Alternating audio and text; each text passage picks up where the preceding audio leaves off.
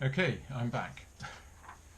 I reviewed the last one, and I've got to say, the level of professionalism of this film is unbelievably grim. But please, please bear with it. It will get better. I'm sure that it will. Okay, the next one. At the end of the last video, it was dispute over whether it was 3 or 6. Well, this is the one. It's basically about how to deal with disagreements between yourself and other adults. Now, if you look at the worksheet, this is 3.5, you will see it talks about discuss how you would deal with the disagreement, consider the strategies, and what would you do if it didn't work. Okay, so the first one, how would you deal with the disagreement? If you look at worksheet 1, or handout 1,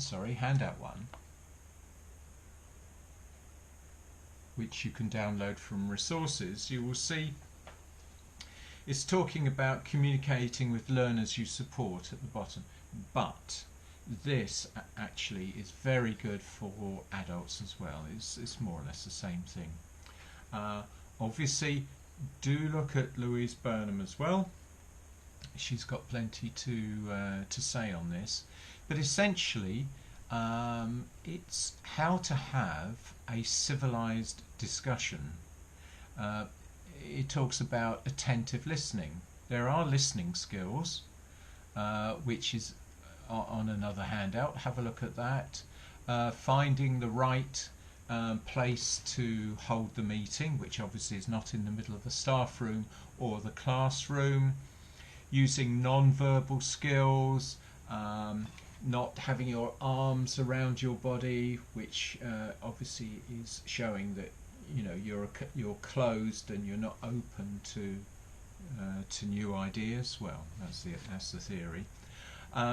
Turn taking, not interrupting, being polite, courtesy, no sarcasm, very important, and listening to what the other person says, because after all, they may be right, you might be wrong, so be open to that. Anyway, there is a list there of strategies that you can use. Now, what happens if you can't resolve it? Well, you will have a line manager, and perhaps the line manager is the person to go to, depending on what the argument's about or disagreement.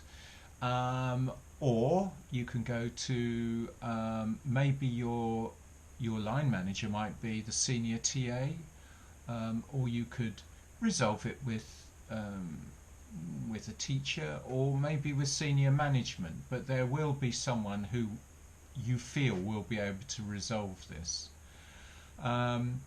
Like all things in life, it may be 50-50.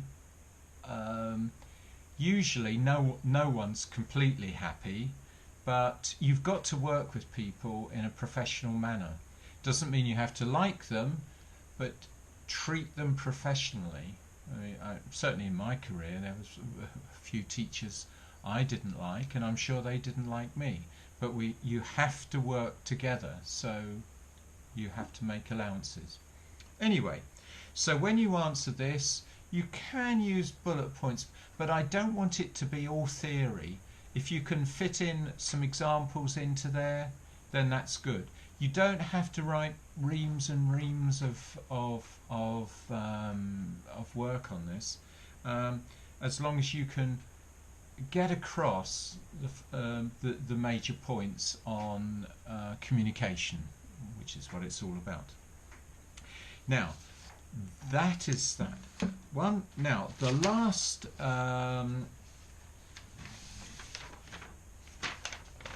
outcome is outcome 4. Now outcome 4 can be very quick. Now 4.1 and 4.3 have already been answered in 202. So 4.1 is a worksheet 7. So that was answered in 202 1.1. So you write in answered in 202 1.1. And 4.3 was answered in 202 3.5. So just a short Word document saying, which you can tack on to 4.2 to say that it was answered in 3.5. Now, why? I know you're going to ask, well, we've already answered it, so why is it in here in the first place? Well, don't forget, this originally, this whole series of units and so on was for the certificate, and the certificate you did different units, and someone might not have done 202. The award, don't forget, has been taken from the certificate, and so you end up with these slight anomalies. The only one you've got to answer is 4.2, which is the importance of reassuring children, young people and adults of the confidentiality of shared information and the limits. Okay, the way to answer this is to, first of all, talk about, write about, what sort of information is held online. This can be health matters, it can be, for example, nut allergies, all sorts of allergies, asthma, all sorts of health issues, some really quite serious health issues. Could also be HIV, perhaps. Now, there are probably hundreds of children who are HIV positive,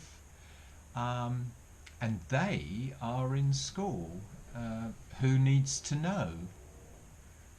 Something to consider, isn't it? We don't have to write about it, but that's an example. There's also information kept, all the general information that's kept on, names and addresses, but also parents may be, social services might be involved working with parents, so that information will be there. There might be divorces, there might be all sorts of problems with FGM, with nasty breakups where you don't want perhaps one of the parents abducting the child. You can see that there is quite a lot of extremely confidential information, and obviously parents and pupils would not want this cast about. If a parent talks to you about it, then you either take them to someone who can deal with it, normally senior management. It's best to leave it that way, but you can assure them that it's held securely. Now, securely means password protected computers, not when I was a deputy head, where everything was kept in filing cabinets then, and the key to the filing cabinet was behind the door. Not that secure if you think about it, but the information that was kept was much the same. No gossip, of course. So that's in a Word document. It needn't be very long. I don't want reams and reams written on this. Okay, so that's the end of 203. So you're over halfway through now. Got obviously 204, 205. Now I hope this has been useful. Not terribly professional, I will admit, but I'm doing my best. It will slicken up, I hope. I'm trying to get used to the technology as well. It's a lot easier in the classroom, believe me. Anyway, I hope this is useful, and of course you can get in touch with me via OneFile. So, good luck, stay safe, keep washing those hands. Bye bye.